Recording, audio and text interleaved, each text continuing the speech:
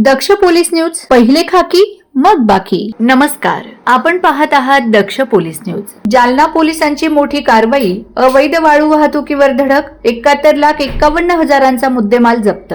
जालना पोलिसांनी अवैध वाळू उपसा आणि वाहतुकी विरोधात मोठी कारवाई करत तब्बल 71,51,500 रुपयांचा मुद्देमाल जप्त केला आहे. अप्पर पोलीस अधीक्षक विक्रम साळी यांच्या मार्गदर्शनाखाली धनसावंगी पोलीस ठाण्याच्या हद्दीतील गुंज गावाजवळ गोदावरी नदी पात्रात ही धडक कारवाई करण्यात आली. गुप्त माहितीच्या आधारे मध्यरात्री पोलिसांनी छापा टाकला. त्यावेळी नदीपात्रातून अवैधरित्या वाळू उपसा करून हायवा आणि ट्रॅक्टर ट्रॉलीच्या माध्यमातून वाहतूक केली जात असल्याचे आढळून आले. पोलिसांची चाहूल लागताच वाहन चालक अंधाराचा फायदा घेत वाहने सोडून घटनास्थळावरून पसार झालेत. मात्र पोलिसांनी सर्व वाहने ताब्यात घेऊन तपासणी केली असता मोठ्या प्रमाणात अवैध वाळू आढळून आली. या कारवाईत पंचांसमक्ष 7.5 ब्रास वाळू, 2 Hyva, 1 tractor trolley, 1 JCB machine आणि 2 मोबाईल हँडसेट असा एकूण 71,51,500 रुपयांचा मुद्देमाल जप्त करण्यात आला आहे. या प्रकरणी फरार आरोपींविरुद्ध भारतीय न्याय संहिता तसेच गौण खनिज कायद्यान्वये